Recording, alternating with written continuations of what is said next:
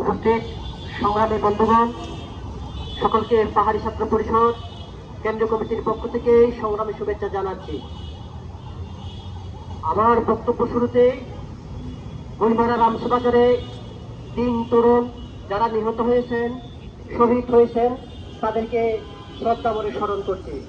বন্ধুগণ, আজকের এই প্রদীপ প্রজ্বলন কর্মসূচি শহীদ স্মৃতি সংসদ, শহীদ স্মৃতি সংরক্ষণ সংসদের আহ্বানে ঢাকা সহ 3 পার্বত্য জেলা এবং ঢাকা চট্টগ্রামে বিভিন্ন অঞ্চলে একযোগে পালিত হচ্ছে। বন্ধুগণ, আমরা শুরুতে আজকে এই প্রদীপ প্রজ্বলন কর্মসূচিতে পাহাড়ি ছাত্র পরিষদের পক্ষ থেকে সংহতি জ্ঞাপন করে। বন্ধুগণ, আমরা জানি কিছুক্ষণ আগে পূর্ববর্তী বক্তারা বলে গেছেন গুলিমারা কিংবা খাগড়াছড়ি ঘটনার যে ঘটনা ঘটেছিল, কারণ সেই ঘটনার কাদের দ্বারা সংগঠিত হয়েছিল, পূর্ববর্তী বক্তারা তারা ব্যাখ্যা বিশ্লেষণ করেছেন এবং ঘটনার পরবর্তীতে গণতান্ত্রিক অধিকার কমিটির পক্ষ থেকে আমাদের গণতান্ত্রিক ছাত্রজোটের সমন্বয়ক সাইদুল হক নিছেন। ওনারা হচ্ছে খাগড়াছড়ি এবং রামসবাজারে সরেজমিনে গিয়েছিলেন। সরেজমিনে গিয়ে ওনারা যা যা দেখেছেন এবং যা কথা বলেছেন, ভিক্টিমের সাথে কথা বলেছেন, সেই ব্যাখ্যা উনি দিয়েছিলেন। সুতরাং আজকের সে ব্যাখ্যা বা বিশ্লেষণ দেওয়ার মতো কোনো অবকাশ নেই। আমি এই সমাবেশে দাঁড়িয়ে যে কথাটি বলতে চাই, এই যে খাগড়াছড়ি ঘটনা কিংবা খাগড়াছড়ি জেলাধীন গুলমারা রামসবাজারের ঘটনা কে এই দেশের রাষ্ট্রীয় বাহিনী কিংবা হচ্ছে এই দেশে যারা সরকার, এই দেশের সরকার কিংবা বর্তমান যে অন্তর্বর্তী সরকার যারা রয়েছেন, তারা গুলমারা খাগড়াছড়ি ঘটনাকে ভিন্ন খাতে প্রবাহিত করার জন্য চেষ্টা চালানো হচ্ছে। বন্ধুগণ, আমরা জানি খাগড়াছড়ি গণধর্ষণের ঘটনা যখন ঘটছিল, তখন এক শ্রেণী মিডিয়া সেখানে হচ্ছে ধর্ষণের ঘটনা ঘটেনি বলে হচ্ছে তারা অপপ্রচার করেছিল। ঠিক একইভাবে সেই গুলমারার ঘটনাকে আমরা এই কিছুক্ষণ আগেও এই যে রাজু ভাস্কর্য কিংবা গতকাল পরশু কয়েকদিন ধরে আমরা দেখেছি 3 পার্বত্য জেলা সহ চট্টগ্রাম এবং ঢাকাতেও বিভিন্ন জায়গায় সেই গুলমারা রামসবাজারের ঘটনাকে ইউপিদেরকে সম্পৃক্ত করে হচ্ছে তারা সেই প্রকৃত ঘটনাকে আড়াল করার চেষ্টা করছে, প্রকৃত ঘটনাকে তারা দামাচাপা করতে চাইছে। বন্ধুগণ, আমরা দেখেছি গত কয়েকদিন আগে ওই যে খাগড়াছড়ি জেলা লক্ষ্মীছড়ি উপজেলাধীন বর্মাছড়ি এলাকায় সেখানে জনগণের আপত্তি থাকার সত্ত্বেও জোরপূর্বকভাবে সেখানে সেনা ক্যাম্প স্থাপন করতে চেয়েছিল।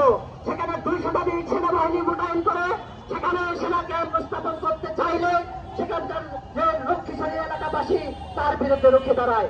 সেই রুখে দাঁড়ানোর ফলে যে গণবিক্ষোভ সংগঠিত হয়, বন্ধুগণ, সেই ঘটনাকে হচ্ছে তারা রাজনীতি থেকে আমরা বক্তব্য দেখতে পেলাম। সেই গণমাসরি যে গণবিক্ষোভ হয়েছিল, সেই গণবিক্ষোভের ঘটনাও হচ্ছে ইউপিডিপির সম্পৃক্ত রয়েছে বলে আইসিআর থেকে প্রচার করেছে। বন্ধুগণ, আমরা অবাক হই এদেশের যারা রাষ্ট্রীয় বাহিনী, যারা রাষ্ট্র পরিচালনা করছেন, তারা হচ্ছে কিভাবে মিথ্যা একটা সংবাদ তৈরি করে আইসিআর এর মাধ্যমে তারা হচ্ছে প্রচার করতে পারে। আমরা দেখেছি বন্ধুগণ, এই পাহাড়ের যে এক শ্রেণীর মিডিয়া কিভাবে হচ্ছে তিলকে তাল বানিয়ে কিভাবে হচ্ছে সংবাদ পরিবেশন করেন।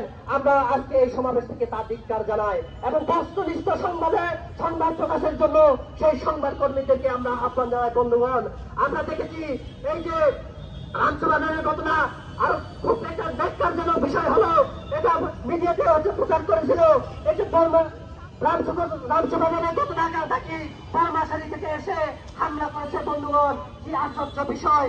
কোথায় যে বর্মাছড়ি আর কোথায় যে গুলমারা, এটা কিভাবে হতে পারে? বন্ধুগণ, আমরা অবাক হই।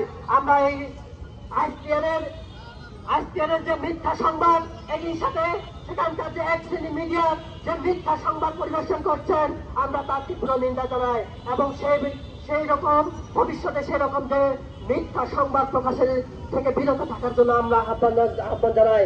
বন্ধুগণ, শহীদের যে রক্ত আমরা বৃথা যেতে দিতে পারি না। বন্ধুগণ, শত শহীদের বিনিময়ে আমাদের যে কাঙ্ক্ষিত অধিকার, কাঙ্ক্ষিত যে লক্ষ্য, সেই লক্ষ্য অর্জন করতে হবে। পাহাড়ের যে সেনা শাসন দীর্ঘ যুগ যুগ ধরে জারি রেখেছে, সেই সেনা শাসনের বিরুদ্ধে পাহাড় সমতলে যারা প্রগতিশীল যারা গণতান্ত্রিক শক্তি রয়েছেন, আসুন আমরা এক হয়ে সেই সেনা শাসনের বিরুদ্ধে কথা বলি। আসুন আমরা একটু ঐক্যবদ্ধ হয়ে লড়াই করি।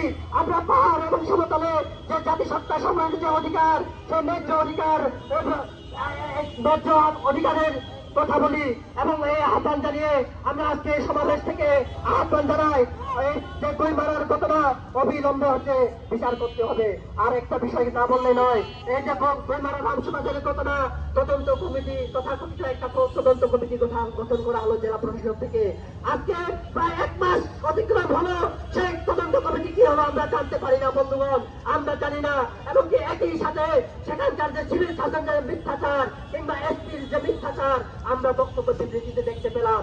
এর আগে আমরা দেখেছি বাইবুল একই ঘটনা, বাইবুল সাথে যে ঘটনা ঘটছিল সেটাও টানা চাপা করার জন্য সেখানের যে প্রশাসন এবং সেখানকার যে স্থানীয় বিভিন্ন যে জাতীয় রাজনৈতিক নেতৃবৃন্দ তারা দামা চাপা করার জন্য ষড়যন্ত্র করেছিল।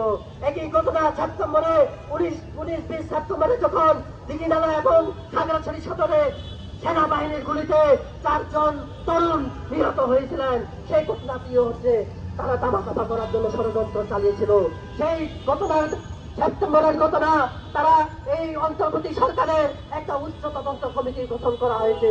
সেই উচ্চ তদন্ত কমিটির তারা কি পেল, তদন্তে কি পেল এখনো পর্যন্ত প্রকাশ করা হয় নাই।